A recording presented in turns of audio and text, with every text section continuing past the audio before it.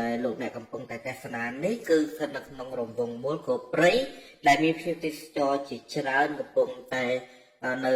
ថតរូបលេងទុកជាអនុស្សាវរីយ៍នៅពេលដែលគាត់បានអញ្ជើញមកដល់ខេត្តមណ្ឌលគិរីរបស់យើងហើយក៏ឃើញថាពួកគាត់ពោពេញទៅដោយស្នាមញញឹមជាមួយនឹងទេសភាពនិងអាកាសធាតុដ៏មានផាសុកភាពបំផុតដោយសារតែថ្មីត្បិតតែនេះយើងឈានចិត្តដល់រដូវប្រាំងហើយក៏នៅតែមានស្ថានភាពមេឃមីសតុំហើយអាកាសធាតុគឺត្រជាក់ល្អមែនទែនសម្រាប់ខេត្តមណ្ឌលគិរីហើយចំពោះការដែលមានភ្ញៀវទេសចរមកច្រើននៅអំឡុងពេលចុងសប្តាហ៍គឺខ្ញុំតែសង្កេតឃើញមានពុកម៉ែបងប្អូនដែលមានវ័យចំណាស់គាត់ហត់នៅជាមួយនឹងការងារជាមួយកិច្ចការងារផ្ទះរបស់គាត់ឬក៏មុខរបររកស៊ីផ្សេងៗហ្នឹងគាត់តែងតែមកលំហែលំហើយចិត្តជាមួយនឹងទេសភាពនិងអាកាសធាតុនៅក្នុងខេត្តមណ្ឌលគិរីចុះជាមួយនេះផងដែរខ្ញុំសូមបញ្ជាក់បងប្អូនថាក៏មានក្បួនប្រតិភូរបស់មហាជនដែលដឹកនាំដោយក្រសួងព័ត៌មានបាទមានការអញ្ជើញចុះទស្សនកិច្ចនៅតាមបណ្ដោយបន្ទាត់ព្រំដែនកម្ពុជាវៀតណាមជាបន្តនេះគឺមានគ្នារាប់រយអ្នកដែលចូលមកប៉ុន្តែអ្វីដែលសំខាន់ក្បួននៅពេលនេះគឺបានមកដល់ក្រុងសំណរមដើម្បីស្នាក់នៅមួយយប់ហើយព្រឹកស្អែកគឺថ្ងៃទី20ខែតុលាឆ្នាំ2024ដដែលគឺពួកគាត់នឹងធ្វើដំណើរបន្តទៅខាងណាំលានៅស្រុកពិចិត្រណាដែលទីនោះក៏ជាតំបន់ជាប់ព្រំដែនជាមួយនឹងវៀតណាមដូចគ្នាហើយរយៈពេលនៃការធ្វើដំណើរចេញពីគោព្រៃនេះទៅព្រំដែនកម្ពុជាវៀតណាមនៅស្រុកពេជ្រចិន្តាចំណុចហួសភ្នំណាំលាដែលភ្នំថ្មធំជាងគេនៅក្នុងប្រទេសកម្ពុជាហ្នឹងគឺមានរយៈចម្ងាយប្រមាណជា50គីឡូម៉ែត្របាទហើយនៅពេលដែលយើងធ្វើដំណើរទៅទីតាំងព្រំដែននោះក៏យើងបានប្រទេសភ្នែកឃើញជាមួយនឹងទេសភាពច្រើនផងដែរនៅតាមផ្លូវហើយក៏មានរមណីយដ្ឋានដូចជាទឹកអូផ្លាយរមណីយដ្ឋានសមុទ្រឈើរមណីយដ្ឋានទឹកជ្រោះប៊ូស្រា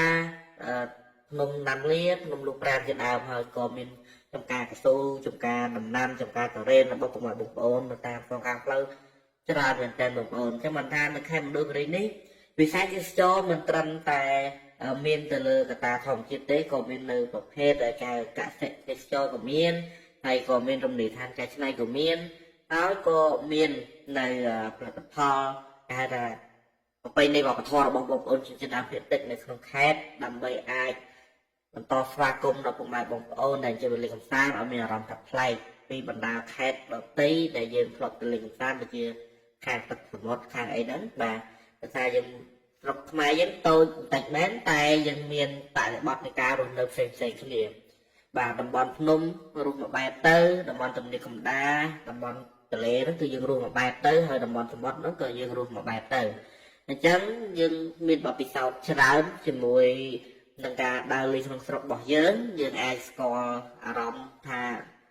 នៅតំបន់ភ្នំគេរស់នៅបែបម៉េចគេបានទឹកណាប្រើគឺនៅតែលើកំពូលភ្នំនៅចេះភ្នំគេបានតំណាំណាហូបចុកបាទហើយដល់ពេលយើងទៅសមុទ្រទៅយើងប្លែកអារម្មណ៍ជាមួយនឹងគ្រឿងសមុទ្រទៅបាទនេះហើយជាចំណុចពិសេសរបស់ប្រទេសខ្មែររបស់យើង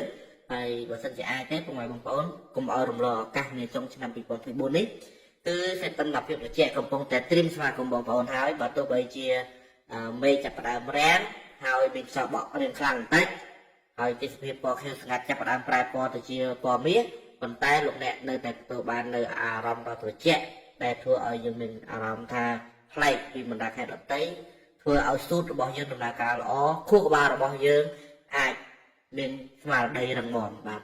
អរគុណពុកម៉ែបងប្អូនខ្ញុំមានវីដេអូខ្លីៗប៉ុណ្ណេះថ្ងៃនេះសម្រាប់ជជែកជូនពុកម៉ែបងប្អូនហើយយើងជួបគ្នាជាមួយនៅវីដេអូខាងក្រោយទៀតបាទ